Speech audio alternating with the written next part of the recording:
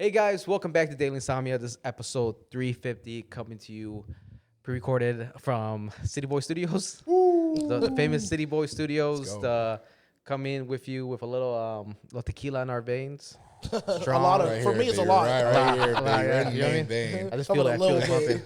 Bro, you had 6 drinks talking about a little bit. Dude, I'm still detoxing from last night, man. I am. My boy was saucy last night, dude. Saucy. I had a little bit of fun to kind of regenerate my genes, but otherwise, I'm here, man. I'm here.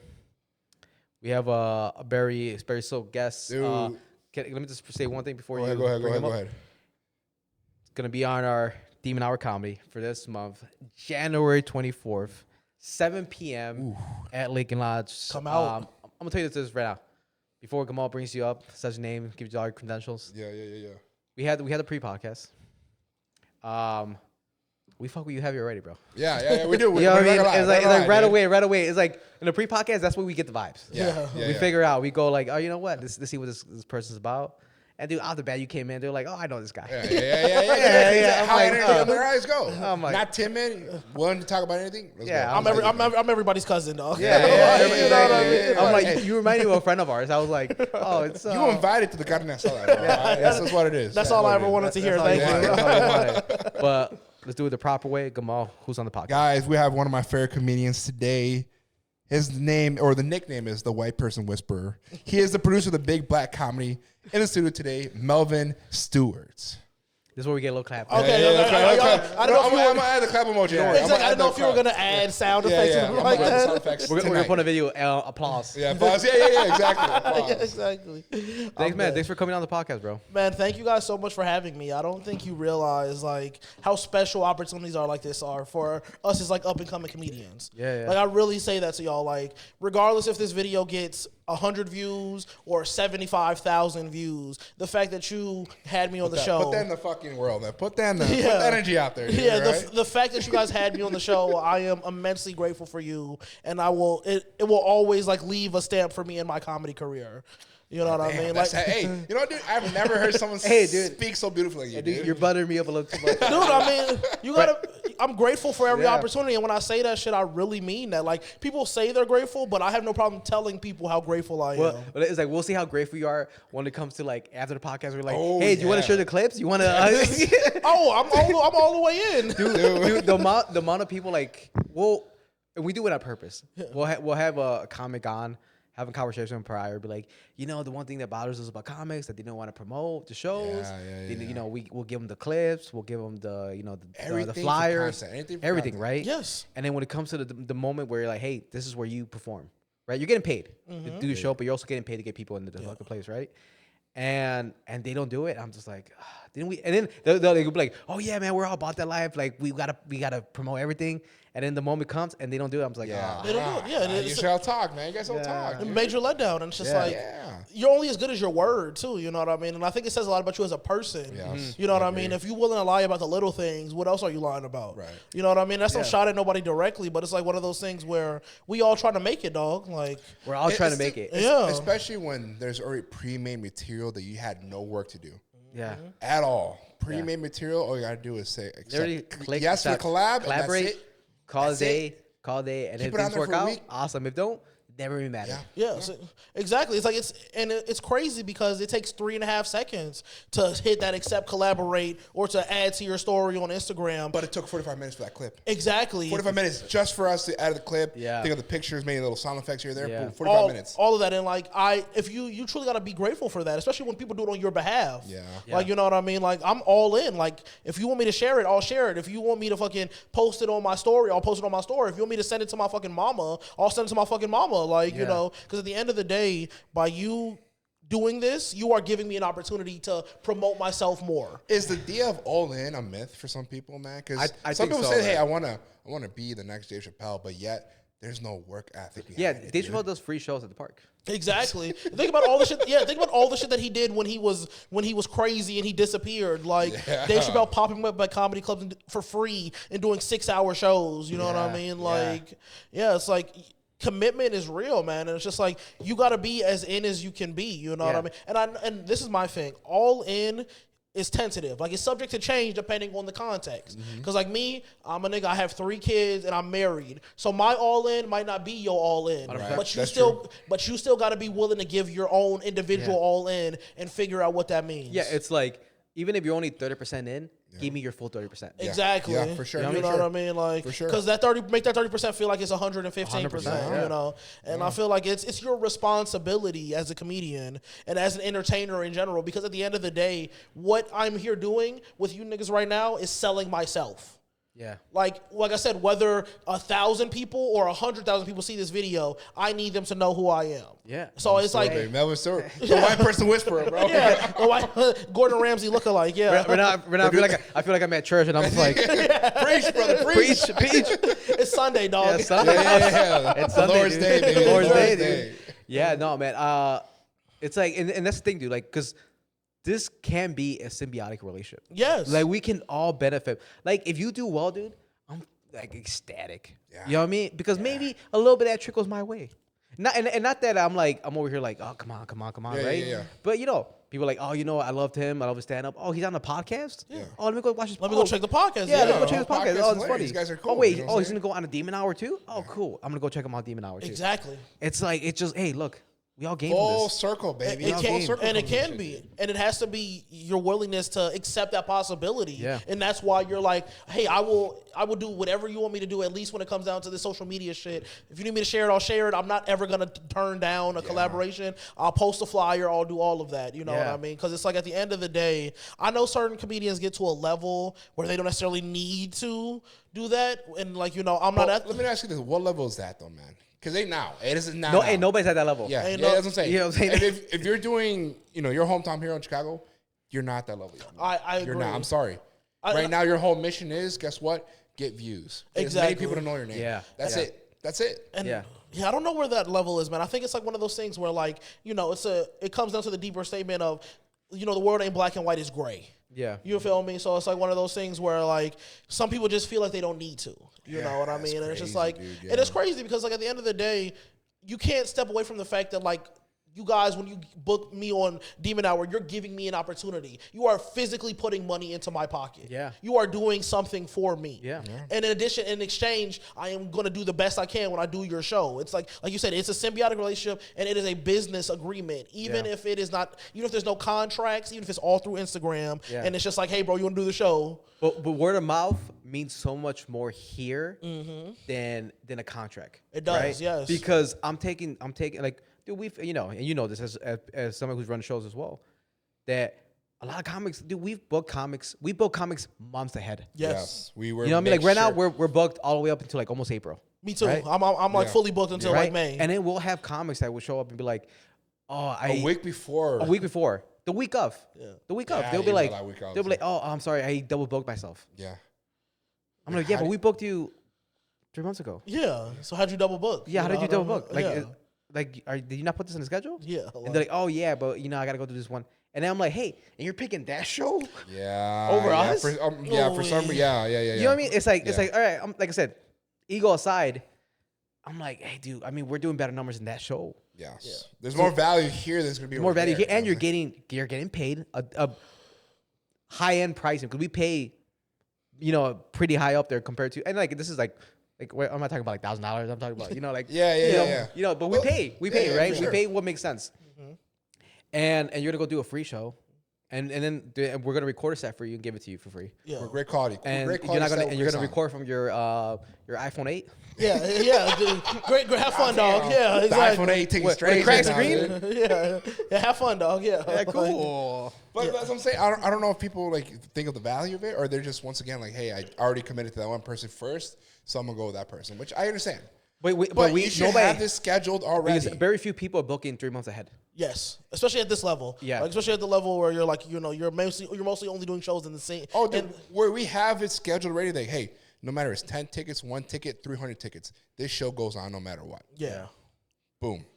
That's So it's up to you guys. You want to say yes or no? Yeah, that's some exactly, and I think people get a level of ego where they real like, oh, this show is lucky to have me. Like, no, bro, There's no fucking ego no. at this level. Yeah. Dude. There's no ego at this level, man. Yeah. Like, yeah, there shouldn't be, but there is, you know, and I've learned it as a producer, you know what I mean? Like, people will try and like make it seem like they need you on their show. Yeah. Just like I've seen much bigger names on showcases, and there's still nobody in the room. For sure. So it's like at the end of the day, you have to realize, like, at this level, like at this local up and coming level, you know, you're just lucky to have an audience. Yeah. You know what I mean? Yeah. Like, none of us are Dave Chappelle. None of us are like filling rooms. You know. Dude, this Pee Wee League right now. Dude, this Pee Wee League, Yeah. bro. Yes, You're testing exactly. yourself out. You're maybe gonna be a running back. You may might be a receiver. Yeah. Who knows? Yeah. You may not be. The person hyping you up is your dad. Yeah, Yes, exactly. Yeah, Like my- if the lucky ones has a girlfriend that's hyping them up, you know. Oh, dude. If maybe the side chick, hopefully. Maybe, Maybe the side chick. your children and shit. Yeah. Yeah, for me, it's my kids. Like, Come on, Dad. Yeah, dude. And we're cool when it comes, like, we're very understanding. But like when it comes to us, we go, look, if a bigger opportunity comes that day, Take it. take Take it. that We're never shit. gonna Take say that no. opportunity. We're never gonna say no. Yeah. We're never gonna be like, oh, fuck you, but you already told us that you would do Yeah, our yeah, show. yeah. No. No. If they're like, hey, you know, they want me to open up for, you know, Fuck it. somebody Dave at Chappelle in there. somebody at Zanies or somebody Yeah, at yeah. Zany, somebody at Improv. Do it. Don't even think about it. If you know, if you want to help us find a replacement for yourself, you have somebody you want to recommend. Amazing. We'll take that. Awesome. We'll appreciate that. But when it's just like, hey, I'm gonna go do chuckle at the bar. Yeah, And I'm like, all right, what are we? Yeah, you All right, really, cool. yeah. What are we doing here? Can I get a little messy? Yeah. Because if we're gonna, it's not necessarily messy. Come out, dude. Come out right now. It's dude. not messy. Put names and we'll fucking highlight it right No, now. I'll dude. say names. I have no problem saying names because this isn't. I mean, no disrespect to this person. When I first started producing at the Red Room, it was like I said, it was me, Christian Henningsmeyer, and Nick Hanick. The show was called Insert Name Comedy. We had a solid lineup, and that was our first show at the Red Room. So we had all the friends and family coming out. Okay. The show sold out. Right. And I remember we had booked Jessica Misitano. Shout out to her. We booked Jessica Yeah, Pistano. Yeah, shout out to her. And I mean, no disrespect. Shout out to her. She's Yeah. super funny out there, killing it.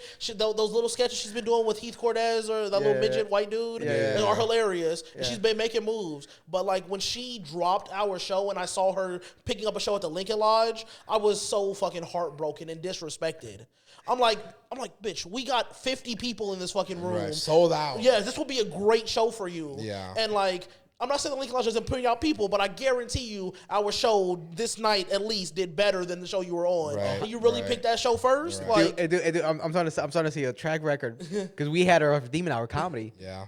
And then we booked her months. Here's the thing. We didn't even know she disappeared to Austin. Don't know. Wait, what? Yeah. Okay, go ahead. So we booked her again, months ahead, and then you know, we get the priors printed out. We put them on the Lake Lodge. You know, we have all that stuff, artwork done. Everything's good. And then who told us? It was That was Christian, wasn't it? maybe it was Christian. Maybe it was a comedy that was on that lineup. He's like, hey, Yeah. like I noticed that you have Jessica on. yeah. But she lives in Austin now. and we were like, what? I didn't even let you know. Dude, Yeah, and dude, we were like a yeah. week out. Yeah. Maybe a week and a half. Yeah.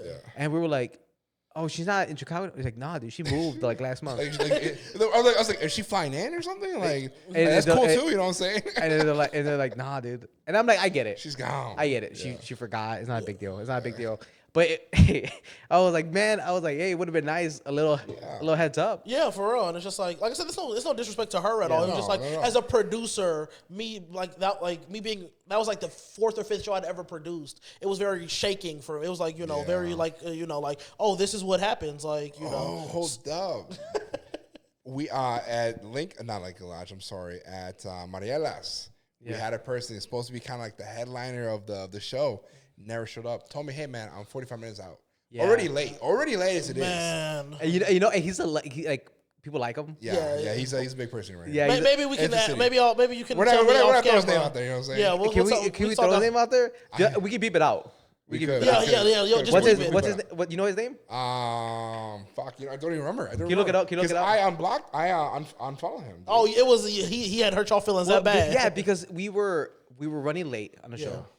He was, and then we kept pushing it back because, like, we were like, he's coming late because of traffic. Or Okay, I'm whatever. gonna say the name right now. Okay, wait. do it. Go ahead, do one of these. Do one of these. Okay. Yeah. All right. What? Yeah. What? So yeah, we booked them. You know, we had months ahead again. Months ahead. Yeah. And same thing. We were pushing the show back because like he was running late, and we're texting him throughout the whole time. We're like, hey bro, are you coming through? He's like, hey, I'm only this far away. Yeah. I'm only this far away. And then he just never fucking showed up, bro. Never showed up. God, Never showed up. Dude. Probably realized like, oh, I've been blowing them off all this time. And I get it. I get it. You know, he was probably like, what am I doing driving out there? Yeah. You know, blah blah. We had a decent crowd, I think, that day. Decent crowd, yeah. We had a decent crowd. So, you know, it sucks, man, because you're friends with a lot of our boys. Yeah. You know, we're all Latinos, right? We're supposed to have some we're supposed to have a little connection. Right. You know what I mean? You've been asking to come on our show. Oh, that's the fucking worst. You know what I mean? So then we book you, we get you on, and then you do that. And like one thing, man, if you would have from the first conversation would have been like, you know what, guys, I won't be able to make it tonight. Yeah. Cool. We can move on from that. Yeah. You know, it sucks that you fucking did this to us, but we can move on from it. But at least you were straightforward. Yeah. You know? But I mean, we will never get him on Demon Hour. No. It happens. That's what it is. You know what I mean? Unless, but like and I'm saying this now, and then we run into him tomorrow. We're like, hey man, hey buddy. But look, this is the great thing about this scene.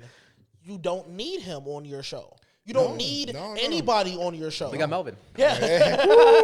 Exactly. You like myself included, you don't need me on your show. Like you said. No, we need you. Don't cancel us, right? Don't stop short. No, like your show will go on. In my point, I'm saying it in the grand scheme of things. Because yes, I might go up there and do very well, or I might do all right, or I might kill it, or I might bomb, whatever. Regardless, your show is happening, if I'm there or not. Mm-hmm. So same thing with that guy. It's like, that's a cool, and that's why I'm like that's the bright side of this. It's like, opaque. It's not bright, but it's like opaque. You know, it's like realistically, you don't need any of these people because like a lot of the and I learned this from my time working at Second City a little bit before I started doing stand up. Second City alumni. Yeah, Second City alumni. Yeah, let's go. I still owe them. Go City. I still owe them like $75. Hey, guess what? They getting it right now. No, they still be emailing me. Really? We can't send you a certificate if you don't send us the money, dude. Right? And it's crazy because I've done like 5 shows there in the last like maybe 3 or 4 months, and like I'm always there, and they're just like that's hilarious. No, but yeah, it's a running joke at this point. Yeah, exactly. But when I was working there, what I had realized was a lot of the times when you get these people that come, they just want to see a show. Yeah. Like I literally asked people like, oh, what brings you out tonight? Like I was a host, so my job was to seat people. You know, they'd have several hosts in these large, 250, 300 people rooms that they have at Second City, for their like their main stage and their ETC stage, these larger shows. And all the time their answer was, oh, I just want to see a comedy show. They don't know who's on the lineup. They don't give a fuck about who's on the lineup. Yeah. They know that you are doing a comedy show, and they know Second City is a place for comedy shows. They know the Lincoln Lodge is a place for comedy shows. It's not that deep for the common people than it is for us. Yes. It's not that deep. Yeah, and I don't think people realize that, at the end of the day, and that's why it comes full circle to what I was saying first. You should be grateful for every opportunity you get because these shows don't fucking need you. You could be the funniest person ever, but they don't need you. Yeah. You know what I mean? Like, these shows will still be just fine without you. Yeah. And that's, that has nothing to do with you as a stand-up. It's just the nature of running a entertainment business, Like, it is our job as producers to fill these seats, regardless if we got nationally touring headliners or a motherfucker that was just an open micer last week. Like, you fill the room. Yeah. Like, or your goal is to at least try to fill the room. Yeah, I mean, and we have comics, like, a lot of the comics that come from New York, Cali, and they'll reach out to all the producers, right? For that, hey, for can that I get on your weekend. show? Can I get? I'm doing a headlining spot. Can I get on your show for blah blah? And we always try to make an effort to fit them in. Yeah, for sure. You know what I mean? Because same thing. It's just like, hey, they're reaching out. Yeah. And maybe obviously 100%. They're not like, oh, I gotta get on Demon Hour when I'm in Chicago. But no, they're not that. They're looking for an opportunity, right? They're like, hey, there's multiple shows going on this weekend. Let me hit up these 3 or whatever. Yeah. But that little bit of connection, right? Like same thing. They'll come in. And we'll get you on. We can't promise you like a full amount of time, but we can get you like 5 minutes. Yeah, we get you a guest spot. Same thing with my show. It happens all the time. And they'll come in. Or, we'll do, and they'll do well. Like we've had a bunch of comics from Cali come through. Yeah. Demon Hour, and then they kill it. Yeah. You know what I mean? And how much is that going to build towards the future? I don't know. Probably nothing. Probably nothing. Maybe they came into our show and they forgot about us. Yeah, right. You know what I mean? Because we'll try to collaborate, and they're like, no, we're good, man, we're good. Yeah, there's a decline that shit. Don't bother me. Because for them, it's just reps. You know what I mean? Yeah, that's what it is. But for us as producers, You know, like it's much deeper than that. You know what Yeah. I mean? Like hey, you're giving me a big opportunity. Like for me, I'm grateful to have you. I don't necessarily need you on the show, but I'm grateful to have you. I mean, I want to get to the point where people are putting our credits or our show as In a their credit. credits, yeah. Exactly. You know, like Kill Tony or everything else. You know, And I think Comedy Mothership, whatever you want to add. You know, And we've been asking Ruben for a minute. Yeah, for Ruben like, I gotta do bet. Oh no, what is it? Bet, right? Yeah, Bet Bet, Plus yeah, or yeah. something. BET, Yeah, BET, yeah, exactly. Niggas talking about bet. I thought you talking about a workout app and shit. Like, Univision? BET, yeah, BET. That's I was just reading that. Bet, bro. Yeah, BET, yeah. Apologize to the black community. Dude, I'm fucking done. Yeah, Thank you for the time. They were talking about having me as a producer. Fuck y'all. I am 5% black, so I want to make sure throw it out there. North African. Genetic, right, dude? North I see African. But yeah, dude, yeah, it's like, yeah, we want to get to a point where, our goal, end of the day, is to be the number one show in the city. Yes. We want to be the Kill Tony of Chicago. Yeah. We want to be the roast battles of Chicago. Yeah. We want to be the show where people like, I need to get on the show. It's a fun fucking time. We post a video up on YouTube. We have clips on YouTube. We go the whole 9 yards. Yeah, bro. of course, as you should. Go And- 110%. Go 110%. Yeah. I feel like that's how it should be. Like, you should want to do the most you can with anything you have. For sure. Yeah. And I'm the same way in real life. Like, any job I've ever had, whether it be retail, I'm always trying to level up. Like, trying to figure out how I can Yeah. get to the next. Like, okay, I make $18 an hour. How can I get to $20 an hour? Right, You know. right. And I think you have to have that same mentality where even if you don't make it there, you should want to make it there. Right. You know what I mean? And like, don't even get me started on the amount of like part-time comedians in the scene. You know what I mean? Who like don't have any intention. It's kind of, and working at Second City. I mean, not working. Doing your class at Second City. I guarantee you. Alumni. Yeah, alumni. Yeah, you probably had a ton of people in your class who were just like, I'm just trying this. You know what I mean? Right. Yeah, that was me. That was. Oh, wait. One came out. The one came out of that group. One person came out. One person. So I had I did the class with Cecilia. Oh, Cecilia Gonzalez. Yeah, Gonzalez. Yeah. Yeah, So it was yeah, me and she's her. dope. Me and her in the same. Which is crazy, right? Yeah. It was me and her in the same class, and then there was like another like 5, maybe 6 comics there, or people that were trying to do comedy, and I don't. They want to toot my own horn, right? Toot my horn. But I was on top of the list. Yeah. Like I was good, man. Like I was like, At least in In that terms of- moment, you're amazing, dude. Yeah. dude. So I mean, not to like fucking Let it out, man. Let it out. scratch my own back or whatever. do it. But- Stroke your dick, Pat my dog. back. Yeah, but then, like everybody there had done stand up at least once, right? Everybody had done stand up, and they were teaching us stand up. There, a lot of them had like already got to open mics. They were pushing us to go to open mics. Yeah. I'm a coward, so I was like, no, I'm not doing open mics. I'm gonna, we would do stand up every class. You remember? Yeah, I remember. We were right. I can explain that if you want to. Yeah, go ahead. For those of you who have never taken a class at Second City, pretty much every week is pretty much a choreographed or what's the word? Sorry, this alcohol got me fucked up. It's pretty much a reviewed open mic. Yeah, they would have for us, like at least a stand up one, they would have different topics every week, and your homework would be to write like a 3-minute set. Correct, yeah. To whatever the topic was. Like I think one of the first weeks we did like observational humor. Yeah. And then another week we did like storytelling, Yep. and Yep. it's just like one of those things where, and then everybody does their set. You go, and then you kind of go around the circle, like, oh, how did Melvin do? Oh, Melvin, I think you could punch this up, but this was really good, and yada yada yada. Yeah. And that's how the classes go. And that's how it was. Can I ask something? Who was your teacher? Some white guy. Oh, Some white guy. I remember. White guy glasses. Oh, the bald one, the short Yes. one. He was my stand-up one teacher. Yeah, they're my stand-up one teacher. Hey, alumni, bro. Yeah, it's deep. It's deep. Joe. It was like Something like that. Something with a J. I think it was Joe. Something like that. Yeah. And for me, I did stand-up 2 as well, and my stand-up 2 teacher was actually a pretty well-known comedian in the scene, Pat Baldick. I don't know who that is. Pat Baldick is like for a while he had a weekly show at the Comedy Bar. He's at Zany's all the time. Like he's a pretty well-known name. We'll post him right here in the video. Yeah, please do. Like, shout out to Yeah. Pat Baldick. He was a super cool teacher, but like he's a pretty established comedian in the scene. Yeah. As opposed to the stand-up one teacher, like I never heard of that nigga. Yeah. You know what I mean? Like, so it was great to see Pat Baldick because, like, for me, Pat I Baldick. see him. Okay. Let me see. Oh, gentleman. He's like a really like white. He's like a really like raspy looking white dude. He kind of. Is it the one in the green or one? Yeah, he's the one in the yellow. The one in the yellow. Yeah, they don't do it. I don't think they don't do the show there anymore. But they did the show at the Comedy Bar for a while. Like he did when Zanies did their little mini specials like recently in the last like 6 months. He was one of the people they picked. So he has a name, and he was a stand up teacher. You know what I mean? So it's like. It was dope because it was like, this is where you wanted, he at least was kind of doing some of the things that I would want to be doing as a stand-up comedian. Yeah. You know what I mean? Like. So when did you take that class? When did I take that class? I started doing stand-up before I took the class, but I was too scared, so I kind of stopped doing stand-up. Yeah. I took the class in 2022. So you're recent. So about 3 years ago now. Yeah. So I was like maybe. Or 2020. I was like a year before you. Yeah. I think I did in 2021. No. Actually, I took the first. Yeah, it's because I remember it started in like around. No, January. I did it earlier than that. You did it early. This is 20. This is pre-COVID. So when did COVID start? So yeah, COVID's like 2020. No, COVID's like 2020. So 2019, yeah. Yeah, 2019. Yeah, 2018. I'll check the video. I saw the video, dude. Yeah. We'll play right now, dude. No, I have my like recording from my first like set. So you know, like everybody else was like they were doing their homework, right? Dude, I was showing one thing. I was driving an hour because I live in the suburbs. Yeah. I was driving to the city to do this. I would write my stand-up routine on the way there. Yeah. Because that's always been my way of doing it, right? Like homework, I always did it last minute. Yeah. Like it's just I can't build. I couldn't fucking work on it. I mean, and then I got better throughout the end of the class. But I remember, so you know, and then the course, we all perform a live stand-up show at Second City. Oh, dude, that was like the best day of my life. Right, dude?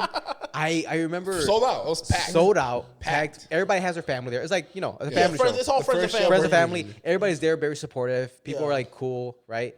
And you know how you remember they pick your name out of a hat. Yes, Joe. Yeah. That's did you start it or where did you go? I went like in the middle. It was was our class had like I think it was like 9 or 10 people in it. It was closer to me. It started off with 12, and by the time the class we got to the showcase, it was like 9. Yeah. So it was a smaller-ish showcase. Same with us. I think we were like 8 probably. Yeah. And I had a feeling, dude. I remember like that day of the and you can connect to me with this. So it's my first time doing stand up, and I'm like, you know, I had my friends there, my family. You know, I was dating a chick at the time, and I got a hotel. Like I was in the city. All in, like you a star tonight. Yeah. I'm like I had to be out here. I need to be relaxed. I don't want to drive into the city. I need to stay the night. I need to do all of that. Yeah. And you know, we all go out, we get some food, get some drinks prior. I mean, nothing crazy, just you know, something. But the whole time, dude, I'm just going through my setup. I'm just like repeating to myself in my head, nonstop. We're ordering food, and I'm in my head. I'm just like, you know, going through the fucking motions of it, right? Taking the pauses, doing everything, right? I'm probably the most professional I've ever done stand up. That was like the one time where I was like, I really was a professional about it. This nigga walked in with a suitcase. Yeah, suitcase. I remember being in my hotel, and I'm listening to fucking ASAP Rocky. What is it? Bad Bitches, or what is it? I love bad bitches. Fucking problem. Yeah, fucking problem. Yeah. And I'm like listening to it, and like the girl I was dating at the time was a Christian girl, and I'm like, I'm like, I'm just fucking like, I'm pumping up for a fight, dude. I'm like, I'm getting ready. Fucking shadow boxing and shit. Yeah, just shadow boxing. Dude. I was doing it all, dude. And I'm like, ain't nobody better than me, man. I'm gonna kill this set. Like, and we get to Second City, dude, and I had a feeling, bro. I just had a feeling. I was like, I'm gonna be the first one to go up. Yeah. I know I will, and I'm like, I'm gonna be the first one to go up. Everything in me, I was already mentally prepared for it, dude. Yeah. And like you said, opening the show is always the hardest. Yes. It's always the hardest, right? That's why we get hosts, and hosts kind of like help the first comic kind of get into it, right? And, you know, they had people pick out a name. There was like a little kid in the front, right in the front, that he picked, you know, he goes into the hat, picks up my name. He's like, Ramon. And I just get up like, fuck it. It's like a champ. Dude, I'm like a champ, dude. Like he's already been there. Yeah, for real, dude. This is your time. I wasn't nervous. I was anxious. Because I wanted to get started, right? Yeah. I wanted to do it. And I remember I get up to the stage, dude. And I'm just like, and I start going through. I had a routine about pronouns, dude. Like I was like, it was, dude. Like Barry, like I had a sass sandwich fucking bit, and like it was just like, kind of just a little bit of everything. A little bit, just random, right? But I go up there, dude, and I get him the first little bit of crowd work in the beginning, I swear it, but I noticed there's a kid in front of us. Yeah. And I'm like, sorry, man. And everybody's like, sorry for saying this to you. And everybody just fucking goes crazy, right? They're like, oh, yeah, the kid. He's swearing in front of the kid. Blah, blah, blah. Oh my God, there's a 7-year-old in the room, right? And he just said, "Fuck." Yeah, and then from there, dude, I just went at it, and I was like, I opened it perfectly for everybody else. Set the vibe. I set up because then from that point on, everybody was using the kid as like as the focal point. talking point. Yeah, talking point. And I was like, I remember I came off the stage, dude. You know, everybody goes to routine, and then like people come back out in the hallway, and everybody's like, oh, good job. And there's a guy that came up to me, like it was just one random dude, white guy. He came up to me, he's like, hey man, he's like, great set, man. He's like, God, he's like, hey man, good set, dude. And I was like, oh, thanks, man. I made it. yeah. And I should have taken that moment and ran with it. Right. Yeah. Didn't do stand up again for another 6 months. You said, fuck it. You said, I'm gonna get my one time to shine in front of my mama, dude. and that's it. The second time was our first show at I forgot what the place called. It was in Crystal Lake. Yeah. And yeah, another show. But it was like, yeah, man, it's just Second City alumni, man. I mean, it's me, you, Steve Carell, dude. I mean, yeah, man. Like, there's a plaque on the walls. Chris Red, that was on SNL. Yeah, like, Stephen Yeun from The Walking Dead. yeah, like, dude, we're all there, dude. Yeah, man, we're all the same. We're on the same level, bro. We're all like in the same different areas of our life right now. But, like, we're not on SNL yet. yeah, but greatness is greatness. Yeah, exactly. But like the other reason I brought it up was not to like give my own little boost, right? To my horn. But to my horn, but you know, me, like I said, me and Cecilia started at the same time, but she kept with it. Yeah. She kept with it. Like and then like a couple years passed by, and then we were looking to start, you know, Demon Hour became a thing. We were starting to look to book comics.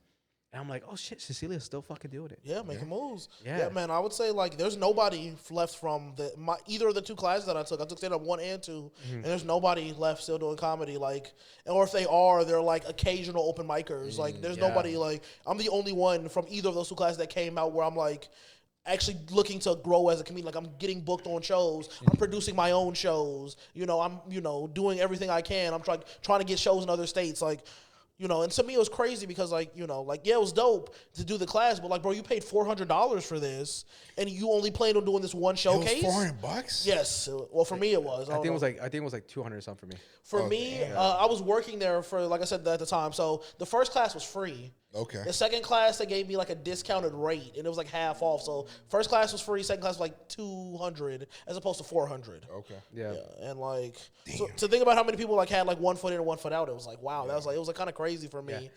Did you get any like when you were like that first stand up one? Did you get any pushback? It was like, hey man, this material's not like you'll be touching on this stuff, because we got a little bit of that. You got a little bit of that. Yeah, there's me and a guy who we were just like oh, anything's funny. Yeah. As long as it's funny, it's funny. Some of the people in the class were like, no, we don't want to hurt feelings. We don't want to do this. You know what I mean? And I remember we were in the bathroom, and because the teacher, like the instructor, was just like, hey man, I see where you're going with, but I think you should drop that bit because it's not. You know, some people are gonna be sensitive about it. Yeah, like, well, it might not work. Yeah. Isn't it comedy? What the fuck are we doing here? What do you mean? Like, dude, I grew up watching South Park. They talk about everything. Yeah. Like, Might have been Sia. And we were in the Dave bathroom. Chappelle. I mean, keep going on, dude. And we were in the bathroom, and we kind of looked at each other, and we were like, what he said right now was kind of fucking crazy, right? yeah, like fuck this guy. Yeah, he's like, yeah, man, fuck that guy. He's like, are we not trying to do comedy? He's like, yeah. Then like, fuck. Like, who is he to tell us what to do? He's fucking teaching comedy. Yeah. Nobody's paying him to perform. Yeah. So it's like I get, you know, that like that perspective. But honestly, no, man. Like, a lot of my early material, I was very much like struggling with kind of trying to like find my voice. And obviously I feel like I've kind of found it a little bit, but I wouldn't say I fully found it. But at that time I definitely didn't know what the fuck I wanted to talk about on stage. So I did a lot of like telling stories of random crazy moments in my life that weren't really stories. Like one of the first bits that I ever did during the stand-up class when they did the storytelling was I told a story about how I was dating a girl when I was in 6th grade one day, and her mother used to let me spend the night over her house all the time, and we ate some pizza on a Friday night, and I ended up getting diarrhea. And then the next day, I went to the bathroom, and I clogged the toilet. and I tried to clean the shit out of the toilet with my hands. Like, because I would rather die than have my 6th grade girlfriend know that I took a shit in her bathroom. Yeah, you know what I mean?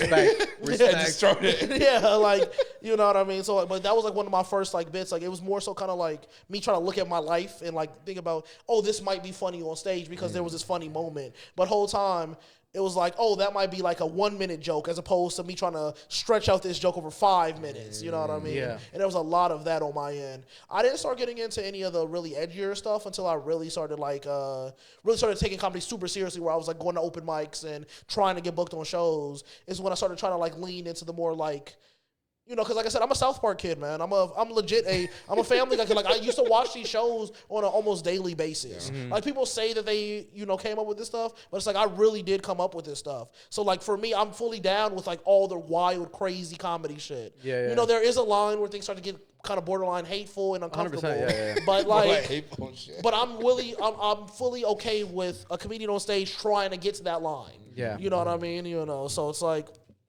I didn't really have any of that, but I imagine I might have, because like I don't know, I haven't told the story in a while, but I tell a story on stage about how my stepdaughter made me look like a pedophile in front of my wife's family, and there's like some moments where you're like, is this nigga actually a pedophile? In the story, and it's just like, and like I imagine if I would have did that story back then, it wouldn't have worked out. For sure.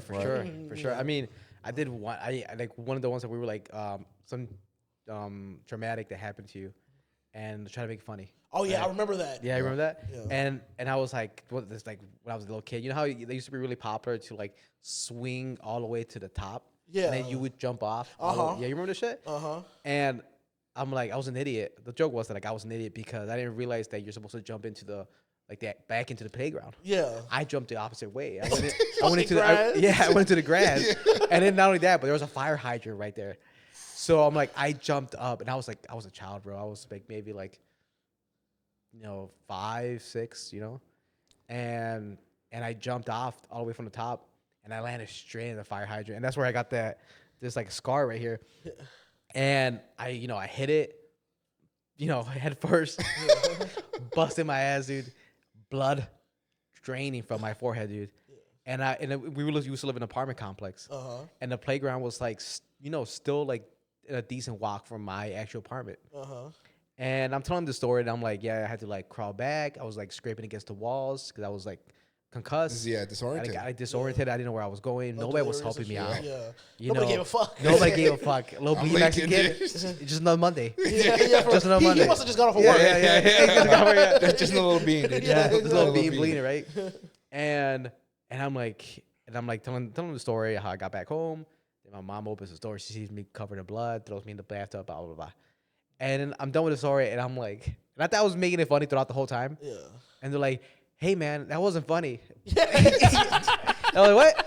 And they're like, yeah, but remember when I said that one part when I was like, I jumped the wrong way? Yeah. And they're like, nah, man, that was a sad story, dude. Yeah, that was a sad fucking story, man, for real. And I was like, oh. Nobody cared about me, and my mother wouldn't hug me because she said I was stupid. Like, I was like, something to cry about, you know what I'm saying? Dude, I was like, what's going on here? Yeah, I did a lot of that similar things too, where like in my early like stand up when I was trying to kind of figure out what to talk about on stage. Like I was doing a whole lot of storytelling, but like these aren't funny stories. Like there's funny moments in the stories, but the stories aren't funny. Yeah. You know what I mean? So it's like it's hard, man. It's hard. What do you consider yourself now? Oh, I've definitely kind of like leaned back into the like storytelling. But I feel like I've gotten better at it, where I can now, like, some instructions that I would always get from my stand-up teachers was like, you got to punch this up. Like, it might be funny at the end, but you got 45 seconds of build-up, and there's nothing funny in that 45 seconds. Yeah. I've kind of, like, found my, like, comfortability where I can kind of, even if I'm just riffing it throughout the story, I can still kind of make it funny as I'm getting to the punchline. Yeah. You know what I mean? And, like, it's a lot of that. I do a lot of talking about, like, my family and stuff like that. Like, mainly my kids and my wife. Like, I feel like a lot of aspects of my comedy, you can definitely, like, if you watch it, aside from my really high energy, I guess you could, even with that, you could definitely get, like, some maybe mid-2000s, early 2010, like, Kevin Hart. You know what I'm saying? I'm not saying I'm as funny, but I'm just saying, like, a lot of my style kind of, like, falls. Like, I've noticed, like, there's some parallels for sure. There. Because I realized, like, for me, all of my funniest stuff is me talking about my family. Yeah, So I really try to lean into that. You know what I mean? Like I don't. Every once in a while, I'll occasionally kind of like do some jokes about like reactionary content, like things that I've seen that I thought are crazy that I want to share. Like, but a lot of the times that kind of falls flat. So I can always comfortably, whenever I write something, like some crazy shit happens with my family, I write about it. And even if I don't try it at an open mic, I try it like at my show when I'm hosting. It'll usually do okay. You know what I mean? And it's just like, but then if I have a bit about that I wrote fairly recently that I've been kind of working, and it's basically about like this one white dude on Instagram who sprays his hands with dog medicine. Have you seen this fucking guy? No. Look, this guy. I'll pull it up. But it's literally a guy who, on a daily basis, he sprays his hands with dog medicine because in his mind he's some fucking karate master. And that's literally what the fuck it is. Like, he's trying to make his hands tougher. You see him, like, breaking boards and fucking breaking baseball bats over his leg. Wait. So he sprays dog medicine? Dog medicine on his hands. And if you look at his 2 fucking knuckles, they are the ashiest thing I have ever seen. But what is the thought behind that? I have no fucking idea. What is the science? Superpower, dude. I have no idea. That's the Yeah. point. Like, and he's been doing it. Like, his series is at like 435 fucking like days. Like, he's been doing this shit for over a year. You know, just on a daily basis, just for the love of the fucking game. You know what I mean? Yeah. Like, he's not training for a fight. He's not doing nothing. But gets used. He uses it to try to light a match on his hand. Like, you know. Yeah. But like, I wrote That's a bit hilarious. about this guy, and it's just like the reactionary stuff is fun for me, but at the same time, I don't feel like it works all the time. You know what I mean? Yeah, So, no, like, for sure. You know, because like my assumption is like, oh, why is this fat ass old white dude obviously going through a midlife crisis, fucking deciding that this is what he wants to do his content about? You know what I mean? Like, Yeah. And sometimes it might come off, and my wife tells me a lot of like sometimes when I do bits like that, my material comes off as ranty. Like I come off more of like a TED talk than I come off as a comedian. So I kind of like dibble and dabble in that, but I mostly kind of like focus on me and my life. You know what I mean? I mean, dude, if there's one thing I do well is rant, dude. Yeah. Like, there's some things that I get on the train and I just can't stop talking shit. Yeah. I can't. Like, just one thing I hate seeing at the gym. So I work out a decent amount, and you know, sometimes you go to the gym and you see those people boxing. Yeah. At a LA Fitness, and you're like, and I used to box when I was a kid. I used to do MMA. Like I did martial arts growing up, right? So I have a basic understanding. I mean, I have maybe a little bit more than a basic understanding of it, right? Not a professional or anything like that, but I know. You can put a couple of combinations together. I could throw a couple of combinations together, and I see, like, I saw a guy today. I was working out, and there was 2 guys like in the cycle room, and he's showing them combinations, and nothing makes me madder, dude. Nothing makes me madder than seeing guys that don't know how to box. Yes, dude. You know what I mean? I have a boxing background as well. Okay. Like, prior to doing comedy, I was like pretty hardcore into it. Like training for boxing like 3-4 times a week. Like really into it. You know, so I agree with you. Like, and I was a personal trainer too. So there's nothing worse than like that fucking guy at the gym that thinks he knows everything. Yeah. And like that wants to come and try to tell you about how you're, you know, there's a little bit of like difference in your arm when you're doing your bench. Like, dude, kiss all of my ass. Bro, like, and that's the thing, right? Because, like, you know, like you're saying, like, when you know something, you do want to be like, hey, man, you're doing it wrong. Yeah. You know, like, with no disrespect, but you're doing everything you're doing is wrong. Horrible. But my thing is, too, is that, like, when you're, like, in a place like that, in the gym environment, there's so many fucking videos on YouTube. yes. That one is, like, nobody should go up to anybody and tell them they're doing it wrong. Right? Because if they're doing it wrong, then let them do it wrong. Exactly, I fully agree, and You I'm gonna say this for all those people. I'm gonna look into the camera and say that if you are the type of person that randomly decides that you want to give advice to niggas at the gym just because you feel like you know better, Yeah. I hope a little kid runs up to you and hits their scooter into your fucking shins. Oh, dude. Because it's the worst thing ever. Like, leave me the fuck alone. Yeah. You know what I mean? It's like, one, they don't care enough, so don't even bother wasting time. Right? 2, nobody cares about your advice. Yes, exactly. Nobody cares about your advice. And you're like, oh, you know, I'm one of the old school heads trying to. This guy's Coach Diaz. This guy's Coach Diaz. And, like, he loves that shit. You know, I'm the opposite. You know, here's the thing. No. People come up to me to ask.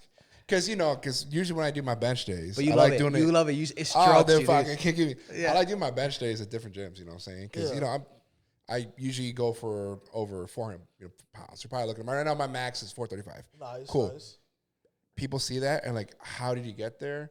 and what could I do to get there? Yeah. And obviously, I break it down for them. Like, you got to do this, this, and this. A lot of it has to do with the form, work your way, towards the weight slowly. It took me 10 years to get to this point, guys. Well, it's not an easy thing, you know what I'm saying? Rather than I see someone's bench and I go, hey, you're doing it wrong, dude. Exactly. I don't do that. Yeah. People come to me, though, man. Yeah, but you love it. But the younger kids, of course, younger kids, like, they see big weight. Like, let me ask this motherfucker how you got there. Yeah. But they don't know that. And nobody's going to get there. Yeah, They they're don't know Never. They don't know the 15 years of struggle I got to the point, you know what I'm saying? But yeah, it feels a little good, No, it So I feels want to make sure they do it right, too. It feels great. I'll be honest because I've been there. I've been there too. Yeah. After boxing, I got into powerlifting, and I got into powerlifting pretty heavy. You know what I mean? Like, I think I didn't get nothing super duper crazy, but at my best, I could deadlift 550. Awesome. You know, Amazing. Which Beautiful. vastly majority of people cannot do. Never. It will never be able to do. 0.00001%, dude. You know what I'm saying? So when they see you loading 5 plates onto a for deadlift sure. bar, they're like, it draws the attention. You feel like the man a little bit. Your dick definitely get like a cut grows 2 inches when you're talking about. I got a competition coming up in the summer. You know what I'm saying? I'm just trying to make sure I get my shit right. So I get what you, especially with a good bench too. Like for sure. Something about a good bench makes you feel like a man. Oh, You know what I mean? bench is probably the most impressive thing because people that can squatting is a lot harder.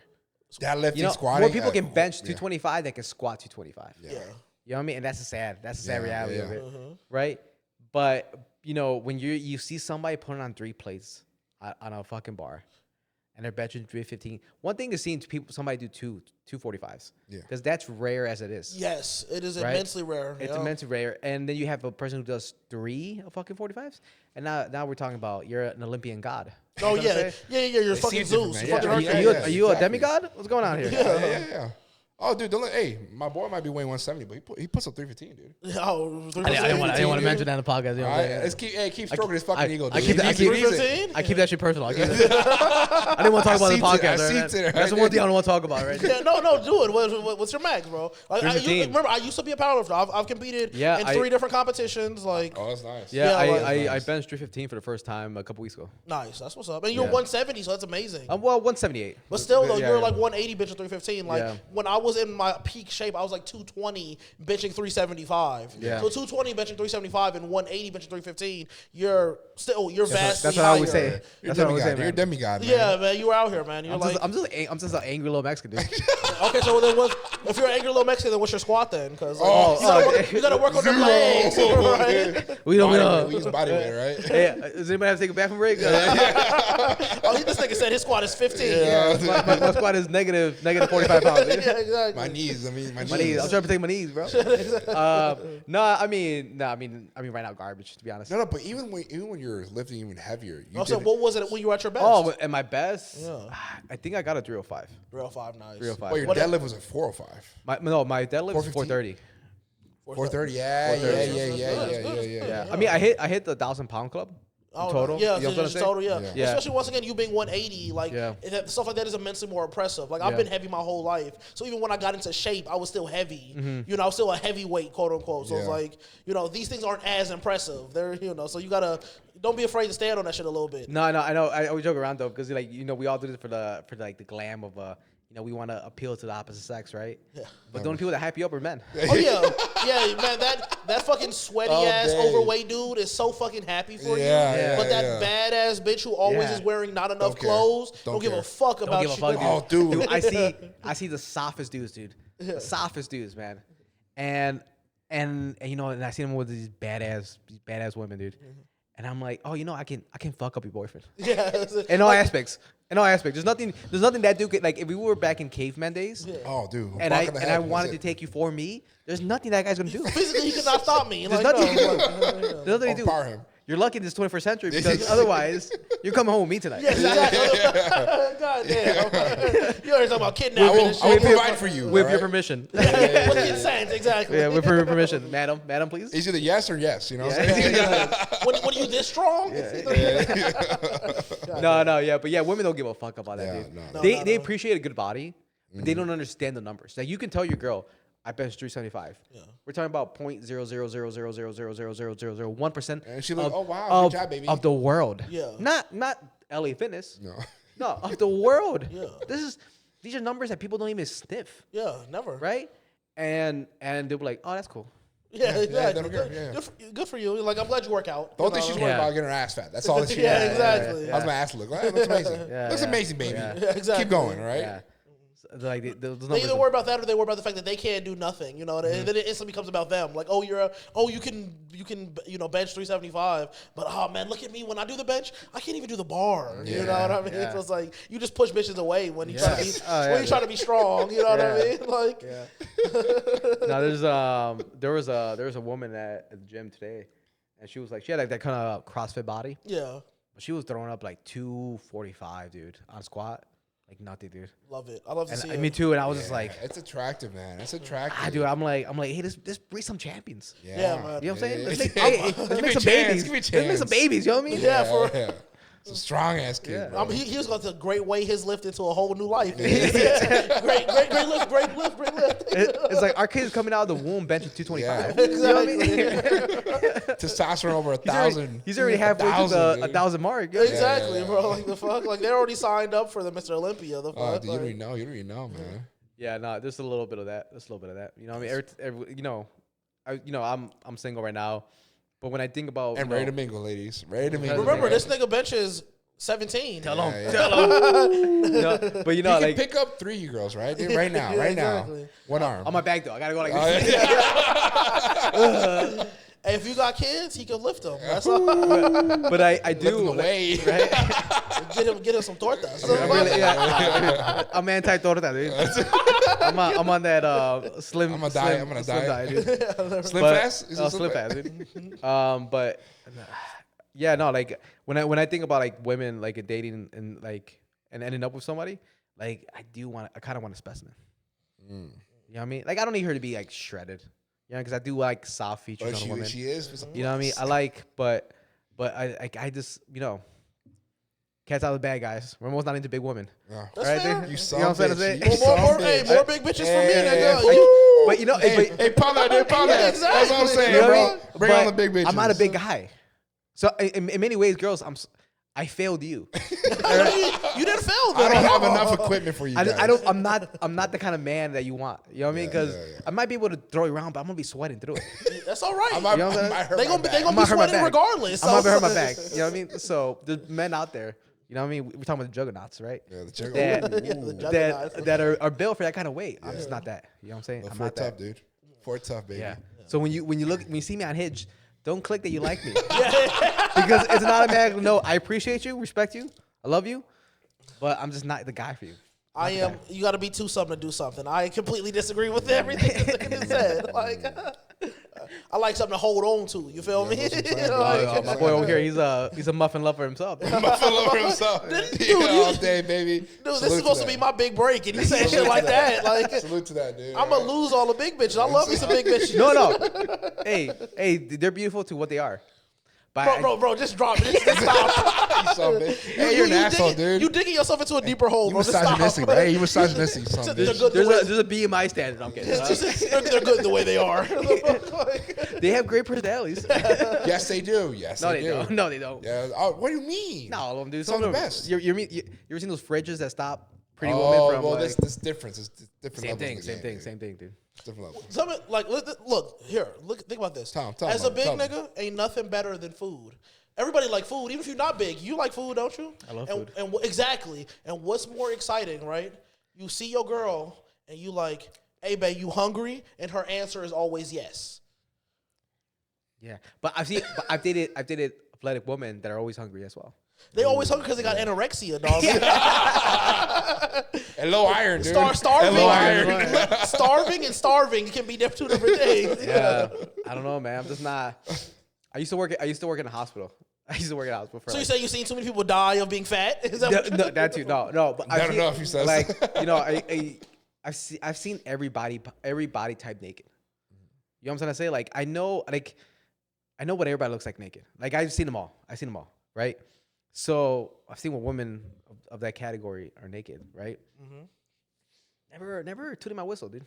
You know That's fair. I mean, You know what I it's mean? each your own. Yeah. I mean to not shame you for that at all. Yeah. Appreciate You it. can like what you want, dude. Right? You like what you want, but all I'm saying is, But they love me. That's the problem. big bitches is where it's at. You know what I'm saying? I'm gonna tell you this: big bitches is where it's at. How big? I'm telling. There's still a limit, though. Right? There- There's still a there limit. is a limit. There's still a limit, right? There's a limit. It's not There's my still boy a doesn't limit. have a limit over there. There is a Oh, limit. There is a okay. limit, and also the key thing is they can't be like they have to have something. Like they have to, Pretty face. pretty face. Pretty face is the main thing for me. It Pretty has fa- to have a pretty face. No pretty face, I can't do it, dude. I'm sorry. I need to. Okay, for me, it's like they need to either big bitches.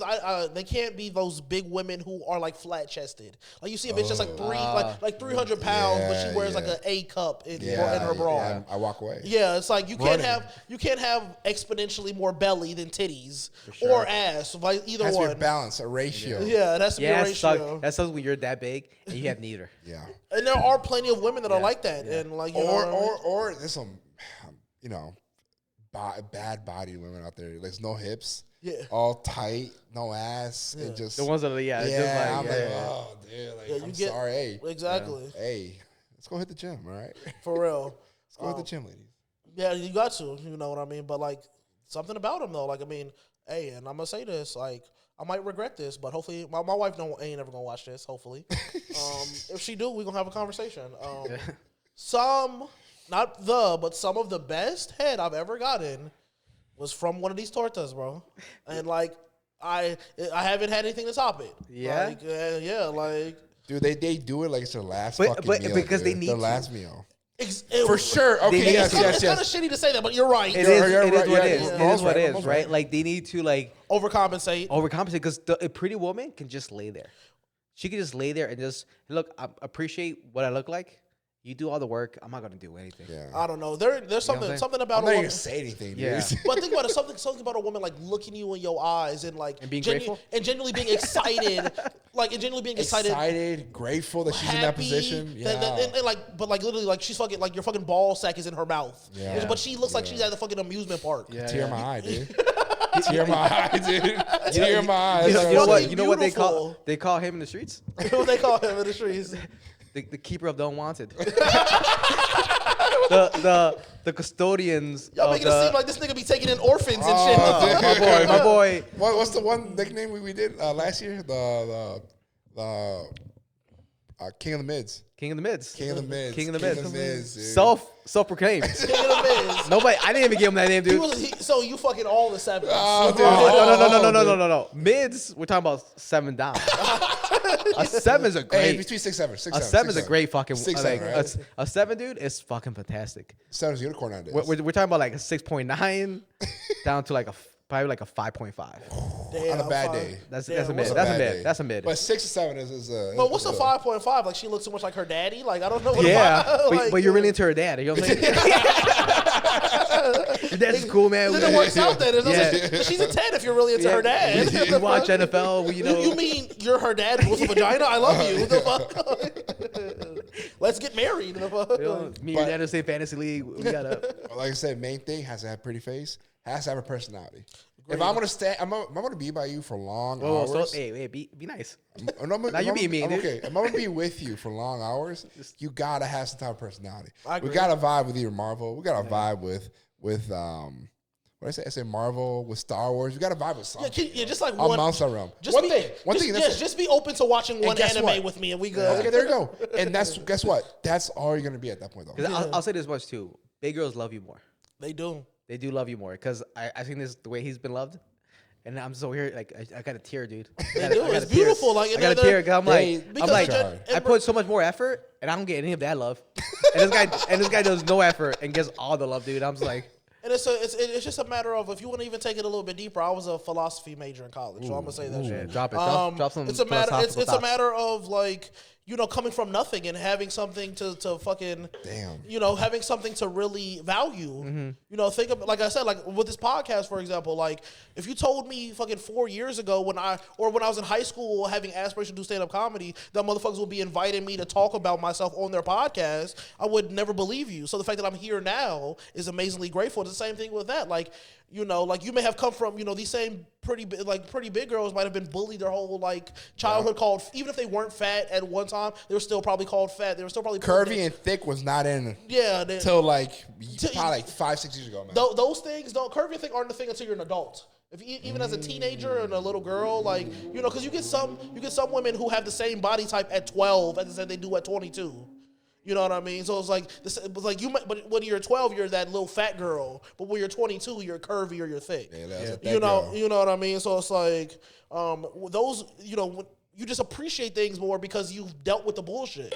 Yeah. You know what I mean? And when you get these over entitled bitches, like when you get these skinny, swole bitches that could, the muscle mommies, that the Amazonians, the Wonder Woman Gal Gadot bitches. When you get those, you know what I mean? Those are women who those are women where you're like you're lucky to have them as opposed to they feel lucky to have you. That's what, man. And I agree with everything you said. I agree with everything, but I've always been my train of thought when it comes to that. Like, I don't want to be the pretty one in a relationship. You don't have you. Know what I'm trying to say? Who said you're gonna be the pretty one? Just because you're in better shape don't mean you're the pretty one. No, but I'm trying to say overall, in I'm thinking the whole right. Oh yeah. You're never gonna fucking die alone at this point. Daily Insomnia supports tortas. You know what I'm saying? No, but there's when it comes to me and the girl, like I do wanna physically I want her to be better, right? Emotionally, I'm probably gonna be better, or personality wise, I'm probably gonna be better. Yeah. I want her girlfriends to be like, oh, like, hey, oh, you're so lucky to have Ramon. Like, he's such a great guy. He's this, blah, blah, blah, blah, blah. And then I want my guy to be like, man, dude, fucking Ramon's girlfriend, dude. Dude, I want the complete opposite. I want the girls to think I'm a piece of shit. Her friends to think I'm a piece of shit. And she's like, no, I love him. That's it. That's it. I don't know. No, that's just problems. I love it. That's red flags right there. Red flag. That's what, dude. I'm red flag colorblind, alert. dude. Everything's great to me, dude. Right? Just because you got on green don't mean you're a green flag. This guy tarnished right out there. How long you been married, man? Me and my wife have been married for 3 years. Awesome. We've been together for 5. Cool. Okay. Yeah. But yeah, we've been officially married for 3, and I don't wear a ring because it fell off. You lost that shit. Dude. That's what I say too. Yeah, no, that's genuinely what it is. Like my don't need some more. Me and my wife tried to do a silicone ring thing, and those are uncomfortable. Like, we had rings, and it's just like, shit just happens. Like, my wife works with kids, so she can't really have a ring on. Like, I'm at home all day, so it's like, I wore it when I was working. I would wear it every day, and then, like, one day I kind of took it off and, like, never put it back on. Yeah. And same thing with her. She, like, took it off when they just never put it back on. But, like, I'm not mad about that. Like, my fucking coming up, dude, my mom and my dad were engaged for, like, 12 years. Mm-hmm. Like, my mom referred to my dad as her fiance. I remember her doing it when I was, like, 6. I also remember her doing it when I was, like, 14. Mm-hmm. So it's like, black people marriage, like, just, we live together, we got kids together, so we're married. Yeah. So it's like, I don't need the symbolism, It's always about the intent behind it. Yeah. Right? We're in love, right? Well, not only that, but it's the respect. Yeah, we respect each other, That's why I don't expect my wife to take my last name or anything. Like, I'm not mad about that, I'm super mad for you, dude. I don't have that expectation. I'm so angry right now. I don't need that. You know what I mean? Because it's like, we got what we got. Like, we got, we have 2 beautiful children together and shit. Like, the kids have my last name, so who cares? Yeah, that's all that matters. That's all that matters. Yeah. Like, how did you meet her? Oh man, this is embarrassing. But it's because I met my wife on Facebook dating. Woo! Okay, cool. Yeah, No. And the reason I asked is, man, because you met a lot of wives. Hey, dude, I'm only saying it's embarrassing because I feel like I look back on my time as like online dating with such like disappointment. Wait, how old are you? I'm 28. Okay. We're 32. I'm 32, 33. My wife is 32 as well. So, okay. Yeah, like I met her on Facebook. I was doing a lot of online dating, dog. Like I was trying the Tinder. I mainly just tried to use Tinder and a few other stuff, and never had any luck. You know how that shit. Y'all know how that shit. Hey, dude, I'm living it right now. Yeah, be this tall to ride the fucking ride, man. And at this point, bro, I was in my peak shape. Like I was fit, I was active, I was healthy. Like I was the best I had ever looked. You know what I mean? I was working a good job. I was working at Rivers Casino as a dealer. So I was making good money. Shit. So I was making good money. Dude. Like I was doing everything that you would want in a potential partner. You know what I mean? And still was having like no luck on any of these dating sites. So that's why I look back at it. You're preaching to the cry, brother. Yeah, exactly. Like, amen, brother. And one man, I remember like I used to work overnights, and I worked 6 to 4:30. And I remember I only worked 4 days a week though, so it was sweet. Like I had and the way Rivers does their schedules, your off days were always consecutive. So I would be off Wednesday, Thursday, Friday every single week, and that was my schedule for like a year. You know what I mean? Damn, and it's not like, that schedule, yeah. so it was super sweet. But you know, working overnights, your fucking schedule's fucked. So you know, even on days that you're off, you're still up at 2 a.m. wide awake. Yeah, for sure. Yeah, you know. So I'm like up at 2 a.m. Facebook had been sending me notifications about their dating thing. Yep. You know what I mean? I don't know if y'all when they first started to push it out, they were sending out notifications to people. They'd be like, "Oh, you should try out Facebook dating." Yeah.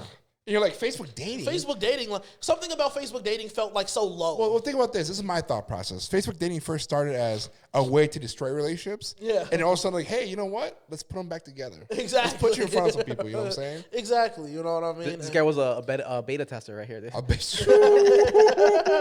Is that what it was? Dude, I would say right now, people had their Tinder. I had Facebook dating, baby. I had Facebook dating, dude. I will say from the short time I used Facebook dating before I matched with my wife, the amount of matches you got on Facebook dating were way higher than the amount of matches that I had ever gotten on Tinder or any of these other apps. So it's like I said, one night I was like, you know what, fuck it. Like I seen the notification. My boy was like, where the hoes at? Yeah, like literally, and I'm where just the like, hoes at, dude? And I was like, Nick, I'm tired of being lonely. The fuck, like I'm looking at the. But I always see me tearing up. Like, yeah, go ahead, brother. I have too, man. Like, I'm looking at the pocket pussy on my fucking nightstand. What, the one that vibrates and shit? No, dog. Like I got the avatar one turns blue when I. That's a whole other story. But the quick thing with that was me and my best friend at the time, a girl named Emily. Me and her on some joking shit. Where like, like we were one time talking shit, and I was just like, we were both single at the time. We were like not like that. We were just like close. And I was like, bitch, you need a fucking dildo or something, because obviously I'm tired of you having an attitude all the time. Yeah. And she was like, nigga, you need a pocket pussy. Like you fucking uptight all the time. I'm like, if you buy me a pocket pussy, bitch, I'll buy you a dildo. And she was like, okay. And then that's why I come and be like, hey, this is saving money. Exactly. I got this thing we call you got it. Let's put it together, baby. But yeah, you know, all sad, like thinking about that, like just thinking about the nature of being a single man. You know what I mean? And I have this, and I said this in one of my bits. Like, there's nothing more sad than a single man, especially out alone. alone. You're not alone. Not alone. I'm right here with you. Especially out alone by himself. There's nothing more sad than a single man. You know what I mean? I'm starting to get a little suicidal right now. You say, fuck it, I'm gonna go and see the Demon Hour comedy show, and then I'm gonna go home and cry in the shower. You know, like there's nothing more sad than fucking, you know. And I was just in that pit of sadness, and I was like, so fuck it, I'm gonna try it. And like I had Facebook dating for like maybe like 4 or 5 days.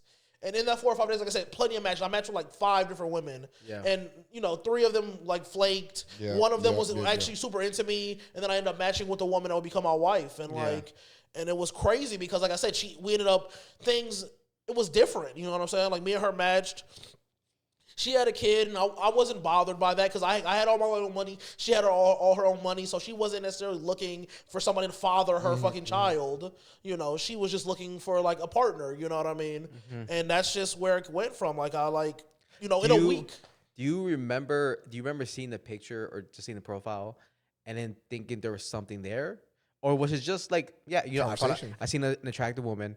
I'm gonna like her, and you didn't think anything else from that moment. I didn't think anything else from it because I had been so like beat down by Tinder and shit like that, where you're like, I think this, you know, where Tinder for me at least, you know, I was always the fat kid growing up. So even when I was all like slim and fit when I was like 21 and 22, I still kind of had those insecurities. So, you know, I was still lowering my standards, like getting bitches that were like beneath me.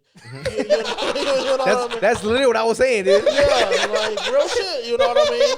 Like I would be matching with like, you know, bitches that like were beneath me and I didn't even realize it because of like me being insecure. You feel me? Like real shit. 100%. And like, so for a while, I kind of just got into a point where I was just kind of like swiping on anyone that I found even a little attractive. Anything with a pulse. Anything with a pulse, and it was even more of a swipe if I found them even more attractive. Like, she looks good. Yeah. And it was the same when I like the one girl that I had met that I was talking to before me and my wife matched. It was literally like a 4-day difference between me matching with that one girl and me matching with my wife. That one girl wasn't all that cute. Honestly, she was like big in all the wrong ways. You know what I mean? And like right now, she listens to the podcast. She's like, you gotta look at a fucking angle. Like, I see something there, but I don't know. You know what we call those kind of girls? Kaleidoscope bitches. Kaleidoscope. You got to get them at the right angle. Like, 5 minutes. Give me 5 minutes. Right now. Yeah, Hey, dude, I booked you, dude. I booked you right now. Fucking I'll drop everybody 8 minutes. So you got, Dude, you're fucking killing it right now. Yeah. Man. You're murdering it, bro. Like, Ego. but yeah, I was just finding like it would be like my standards were like just people that I kind of find. It would be between people. At least if I somewhat find you attractive, or I really find you attractive. For me, it's like I can see myself fucking you, or I can see myself taking you out somewhere. You know yeah, that's how I did it. I think maybe that's what I had internalized. I didn't acknowledge that, Right. but like because and then we matched on there, and like it was very, and I didn't think nothing of it at first because you match with people all the time, and like you and old girl talk for 2 days, and she'll never text you back. Mm-hmm. You know what I'm saying? And like I remember her saying some shit like she pretty much wasn't going to use the app anymore, so she gave me her phone number. Ooh. And I'm like, oh, that's cool, but that has happened to me before. Yeah. People like, I'm tired of this Tinder shit. Here's my number, just text me. Right. And then motherfuckers will just never text you back. You know what I mean? Like, doesn't necessarily mean anything. So I didn't think anything of it. But then, like, things, we kind of like, it was very mature from the jump. Like, it was like, hey, like, I was in a long-term relationship from the time I was 14 to the time I was 20. I'm 22 now. Like, I have my own job. I have my own money. I'm not trying to just be out clubbing fucking random white bitches. Because I could definitely be out doing that right now, but I'm not interested in that. I want something that's cool. I'm a heartless romantic type of nigga. So it's like, I like having a person. I don't need 6 bitches. I'm cool with my one. Hey. Alumni. Right. Second City alumni. Dude. Yeah, exactly. Like, that's what I'm saying, dude. And this is everything I was telling her, like in nicer ways. But this is what I was saying. Like I'm not looking for casual dating. Like I am looking for something that we can build into a legit relationship. You know what I mean? And she was on the same wave. My wife had been doing online dating for years before that, like maybe like a year or two. So she had done all of them. Like she had done Tinder, Bumble, POF. Yes, she did Plenty of POF. Fish. I started Plenty of Fish. She did Plenty of Fish. She did OkCupid. Okay. Oh, I forgot about OkCupid. Holy shit. And I think Plenty of Fish was the one. Well, they all have like subscription. Plenty of Fish was a free one. Okay, wasn't OkCupid the one where you had to pay? I think OkCupid. At one point, I know now they all kind of have like paid things. Yeah. But she was struggling on those apps for like a year and a half or 2 years. You know what I mean? So it was just like she was over it too. So she was just like, we were very mature with each other. Like, hey, I am open to making this work long term. If you're open to that, we can keep going. That's awesome. And that's kind of like how things grew. You know what I mean? Like, situations kind of happened in her life that things went a little left. So literally my wife, the woman that would become my wife, moved in with me 3 months into our relationship. Damn, that's a leap of faith. That's a leap of faith that you don't see nowadays. That's what I keep hearing, man. That's what I keep hearing. It's like when you know, you know. You know what I mean? Yeah, and it was like we didn't know, but at the same time, we were still hoping to we had aspirations to make something happen. And there was a genuine connection. It wasn't just like we were just trying shit to make it work. It was like we genuinely valued each other's presence even before there was any love. But that's the beauty of it right now. You just said that someone was willing to try as hard as you're willing to try. Because we joke. So we have a segment on the podcast that we do every once in a while where it's Ramon finds love on Hinge. Yeah, and Ramon Unhinged. Yeah, and it's me just like reading the prompts. So like a girl like leave a prompt and I'll say something. And this is Unhinged. And then Gamal will rate it and give it like between 1 to 10 like how good it is, right? And I'm like, and we joke around about it. We know we do all this stuff, and but like I tell them all the time. I'm like, if every girl that's on that app, if she wants to get out, she can get out within a couple weeks. Oh, yes. Within a couple days, man. Yes, and I'm stretching it. Yeah, I'm stretching. I'm saying a couple weeks just to play. Just be like, all right, this is how long it should take. If you truly want to get off Hinge, you want to find a husband, a boyfriend, whatever the fucking case is, you can do it. Yeah. It's not that hard.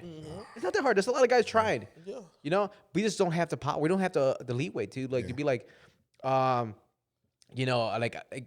open my Hinge. I don't have 30 women checking me out. Yeah. But every woman has at least 50 guys. Yeah, probably, if not more. And you can only on a daily basis. On Hinge, you can only match up with 8 people. And guess how many of us have said, you have pretty eyes. Yeah. You have a great smile. Yeah. Oh, I love your dress. Yeah. Oh yeah, I'm ready for this. I like your vibe. Yeah, we've all said the I'll same take shit. y'all do anything you want. All that. Yeah, we've all said the same shit. Just but you don't want to get off. Because if you wanted to get off, you would pick one of these dudes. Yeah. Go on a date. Maybe he doesn't work out. Maybe the second guy doesn't work out. But maybe the third guy does. Yeah. You know what I'm saying? Like you can get out of this, but they don't want to, dude. They love that fucking. They love the ding ding ding. Yeah, they want to be like, they find me attractive. They find me attractive. They find me attractive. Yeah. It's, in many ways, it's ruined dating. Yeah. You know what I'm saying? It's not. Dating is not what it That should dopamine rush that people are just Yeah. trying to get, man. Yeah, just from that like minor bit of acknowledgement, you know what I Yeah, mean? that's It's all like it it's is. real. Yeah. Yeah, you're not wrong, man. And not only that with the combination of social media, with the reels, with the TikToks, of people just telling, yeah, I do this just to do this, this, and this.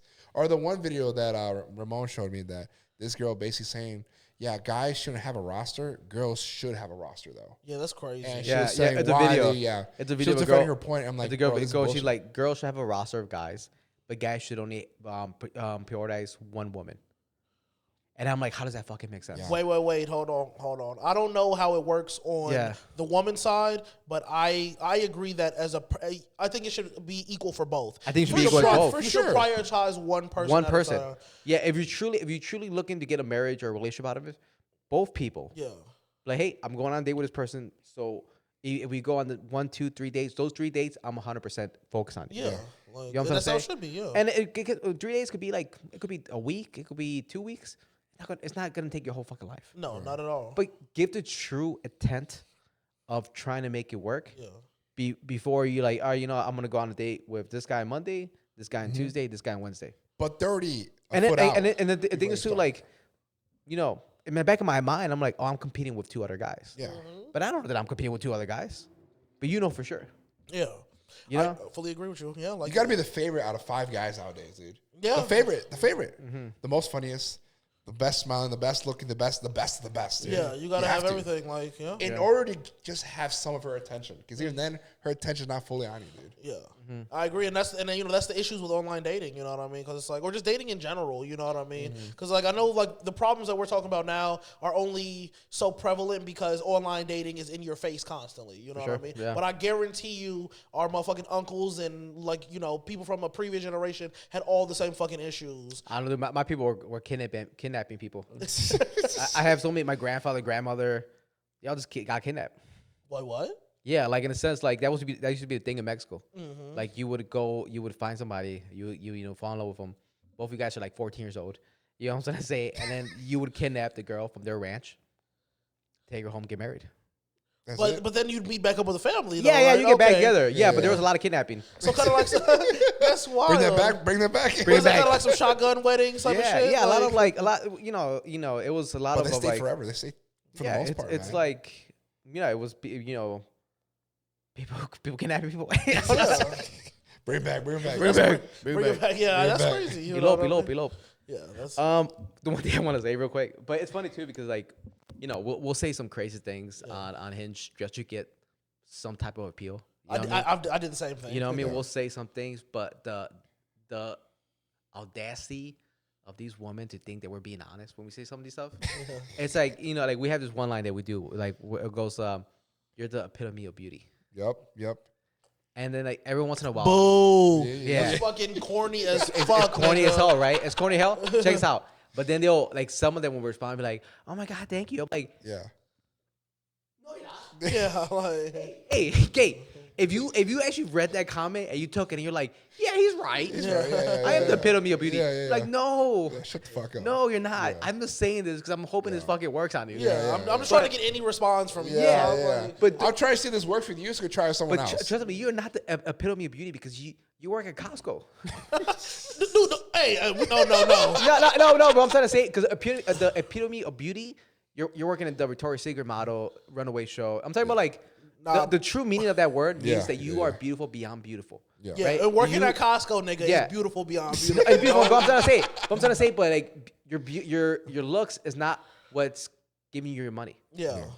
You're working at Costco because because you're working money, you're working hard, right? But if you were the epitome of beauty, You're making money off that beauty. you're just based off what you look at, You're on OnlyFans. you're making millions of dollars because you're one of the most beautiful women in the world, right? So you out there trying to trick bitches with reverse psychology? No, but and they get mad that they Yeah. and they get mad But that no, they fall I just for think it's it. hilarious. I think it's hilarious. They're like, "Yeah, you're right. Yeah. I am. Yeah. I am the epitome of beauty." I'm like, Yeah. "All right, relax, Yeah, they're- relax." Context is everything, dog. Yeah. I'm like, take it with a grain of salt. You know what I'm saying? You talking about you epitome of beauty with a little asterisk at the corner? Yeah. Like, It's like your teeth are kind of going this way. I just but and I'll finish on this before we'll get you out of here after this.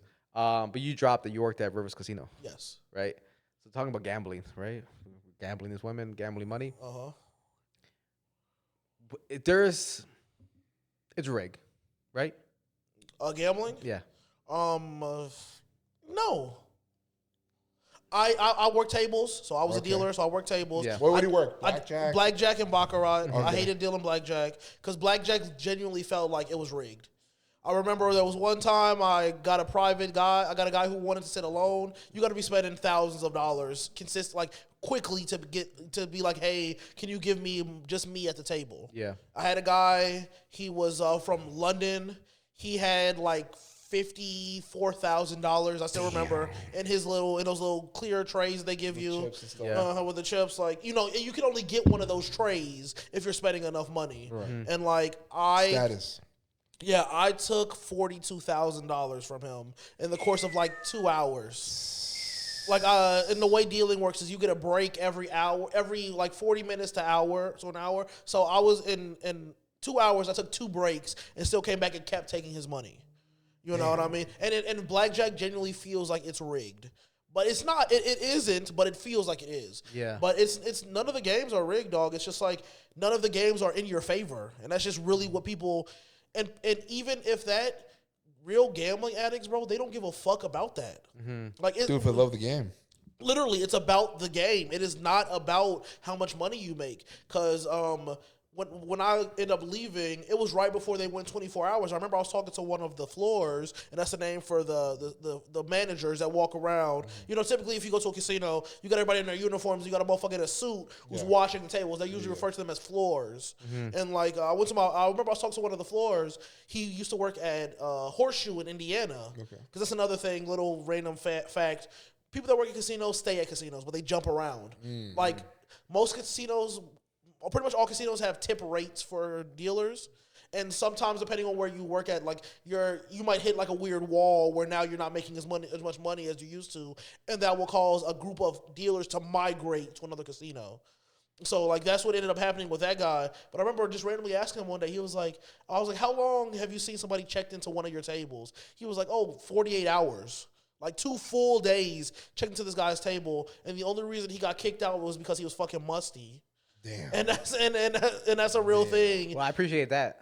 Yeah. That's also a real thing. But yeah, it's not rigged, bro. It's just like you need to know what to play. I heavily encourage people to stay the fuck away from slot machines. Yeah. Completely. Yep. If you want to see some funny lights and some cool little animations and shit like that, kind of like playing a video game a little bit, by all means, go ahead and play some slots. Yeah. But do not expect to be making any fucking money. Because like, let me give you a problem. I'll give you so many examples because before I was a dealer, I worked security. So my job was when you win at a jackpot, security will sign off on your jackpot when you get the payout. You know, they sign off on the paperwork. So you have a security guard right there watching. You won $1,400. 1, 2. Security guards watch. So I've seen people, win. There was a guy, his name was Jim. He was an old white dude in his 70s. He only played the $100 machines in high limit. And like he would sometimes go over an hour without winning at all. And he's just putting in $100 every time, every spin. So it's like he has 40 grand in his hand and he's just putting it in the machine and not winning. Mm-hmm. And then you see people, but then there will be other times where like he's max betting, so he wins like back-to-back jackpots. Like the odds are just not in your fucking favor. The safest game, statistically speaking, the safest game is baccarat. I've heard that, yeah. And that there's no like that's not a lie. People like to be like, oh, roulette is my game. Oh, right. I love me some craps. Like, no, you're not gonna make any fucking money playing these games. If you really want to go in, there you have to be in a very you have to be tunnel vision, and you come in, you play like the minimum, or if it's like $25 or $30, you play that. You make you get to where you can. If you make say you get to $400 or $500, you need to get the fuck out of the casino. Yeah, and and that's how you make money at a casino. You know what I mean? You know when to leave. Yeah, and that is the biggest problem. None of the people start saying the games are rigged because they fucking have been gambling for 10 hours straight. So they may have gotten up to, they came in with 1,000, got up to 15,000. Now they're down to 500, get back up to 2,000, go back down to 150. Now they get down to 0. Now they got to fucking call a bank to extend their fucking their negative balance so they can take out more money. Yeah. And then they use that more money to get back up to 5,000 and there's all these ebbs and flows that make you think like, oh, I got this shit figured out. Yeah. You know what I mean? And man, dog, like the superstition from gamblers is so Crazy. fucking real, and it's so serious. Like it like it's not a joke at all. Like people will literally like confront you. Like I've seen people try to fight other people because when you play to the slot machine that they've been on yes, for 2 hours. Or no, they took a slot machine that's their slot machine. Like they got to Rivers a little later that day than they usually do. So someone else is playing their slot machine. And now we got an old black dude arguing with an old white woman because he's playing her machine. Yeah. And like that's her machine that she goes to every single day for the last year and a half. Is there any truth to that though? When it comes to the slot machines, like warming them up and getting to a certain point? I mean, it's an algorithm. Yeah. So there is a statistical way to win, but there's no way to do it consistently. Yeah, yeah. You know what I mean? Like in a lot of these games, if you really want to be winning, you need to be max betting. And even when you get like penny slots, a max bet is still like could still be like $1.50. Yeah, you know what I mean? Like and then you get these bigger machines where like a max bet might be $20, and a lot of the times you need to be getting those max bets to even be in like. Considered an algorithm in the machine. Yes, for the algorithm to even give you like a jackpot, to even consider giving you a jackpot, you need to be betting $20 a hand, even though this machine says you can bet $2 a hand. You know what I mean? Like, so yeah, just stay away from that shit, dog. And like, baccarat is literally like, what if wasn't it a 33% chance of winning baccarat? It's more than that. It's like 41 or 42 or something like that. Like, imagine if I pulled out a quarter right now, and it's like one of the easiest games to learn. And imagine if I pulled out a quarter right now and I flipped it and I said pick heads or tails. It's literally like that. Like there are some extra rules that come. So the way it works is like this: the dealer will deal 6 cards total on each side, and there's player and banker. You bet on player or banker. Yeah. Yeah, and the dealer will deal 6 cards total, and it's 3 cards per side. And there are certain rules that like dictate if you draw a third card. For you start off with 2 cards, and there's certain rules that dictate like certain numbers that say like, oh, if player has 4 and banker has 6, then you have to draw another card. Like, there's certain rules, and people don't know those rules. They don't care. They still play, but like, and all it is whoever gets closer to 9. So it's like if you get a 7 and a 2, or if you get an 8 and a 1, that is a natural 9. That means it's an automatic winner. You know what I mean? And a lot of times the way they do it is if you play player, it's like 100% your payout. Like it's like 1-to-1. If you play banker, it's like they take a 5% commission. So if you bet $25, I'll give you $23.75. I take my little $1.25. That's commission. You know what I mean? But like, it's that simple, and you can just. And you can follow and there's no trends, but you can just kind of follow what other people are doing. Like, people treat Baccarat like it's a team game. We're like, y'all all on the same team, even though it's not like that, but like, that's how you got to play. Because if not, people get superstitious. They're like, yo, what are you doing? If everybody's betting banker and you bet player, you might be okay. But if you will never see it divided down the middle where like half people are betting banker, half people are betting player. And the casinos like feed into their superstition. You'll see they'll have a machine that keeps track, and it'll be like, look at player. Player done won 7 times in a row. And then you get the Asians, especially at Rivers, Vietnamese. The old ladies. Yeah, the old ladies, I love them. Yeah. I love them. They love the old ladies, man. Oh, man, at Rivers, there were 2 loan sharks who were both small Vietnamese women. Oh, wow. One of them was probably like, no exaggeration, she was probably like 4'10". Like, but she was a fucking loan shark. Like, she was the one you went to if you fucking ran out of money, and she would fucking pressure your ass if you didn't pay her on time. You know what I mean? It was just crazy. Like, so yeah, I know that. Sorry, I can talk goons about on you, bro. Outside of comedy, I can talk about fucking being a dealer. Yeah, like, I had no idea you were a dealer. Yeah, man, and all this, cool. and also all the sad shit that comes with that, man. Like, I mean, like I said, people checked into the tables for days, fucking having to kick people out for biohazards. Biohazard is literally just a musty nigga at a table. I appreciate that, man. What's the code for that? What was it for? It was 10. It was like 10:56 or something like that. Because we use like police code, so it was like 10-2 if you're busy. 10-4, just a copy. Like 10-6 was like you're going on break. Like, you know what I mean? Like, and yeah, like it was like 10-12 or something like that if someone was a biohazard. And managers had to handle biohazards. So it was like if you got a motherfucker that just needs to wash his ass, like literally the supervisor will go up and be like, sorry, sir, you need to leave. You know what I mean? If you on dice and you're still trying to roll, finish your little role and then you done. You know what I mean? You can't come back. You know what I mean? That's hilarious, dude. That's hilarious, man. I mean, I wish we had that rule at the gym. Yeah.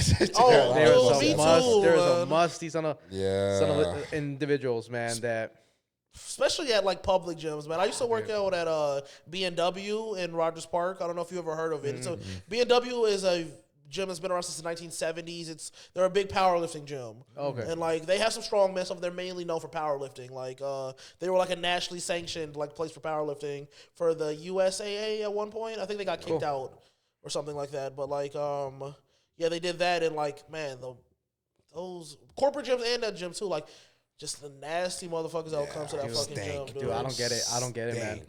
It's like they have a fight against deodorant. Yeah. They don't even fight with deodorant. It's a fight with showers, dude. No, them and deodorant not even on speaking terms. Not even speaking terms, dude. It's against religion, dude. It's a luxury. It's a luxury. You know what I mean? Man, I think we could do another hour. Yeah. It's easy. We're already at like an hour and a half. And I mean, this is the longest podcast so far this year. Yeah. We could keep You know on what I a mean? little bit longer. I got time. you know, I was looking at the time. I would go more, but then we have to cut it as well. Yeah. It's not That's fair. If you have anything else you want to talk about, I do. But I think we're gonna save it for the next one, man. We're gonna save it for the next one because I think there's conversation for days here, dude. Okay. But again, I just want to remind people. Obviously, we appreciate having you on, bro. Yeah. Thank you for having me, man. Thank you for coming out here. Especially because you walked out here, so I appreciate that. Don't fucking do that, dog. Salute my To boy. clarify to the people that make it this far. You can drive here. You know, you get an Uber X here too. Yeah. I get You know what I'm saying? My house is 3 minutes. Yeah. A 3-minute drive from the studio. Yeah. So it's a 10-minute walk. The only reason I say it because it's cold. Yeah, It's so cold. I'm a fat nigga, dog.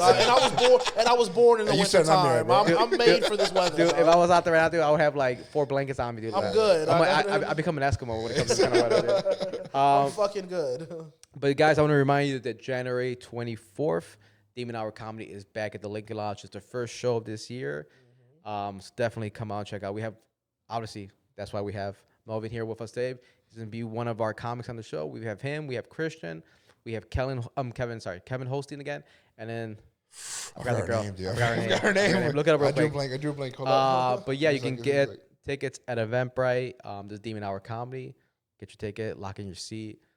Should be a good show, like it always is. Confession is always amazing. So definitely, you guys want to make sure you come to the show. Follow Daily Insomnia Podcast at all of our pages on our Instagram, TikTok, YouTube.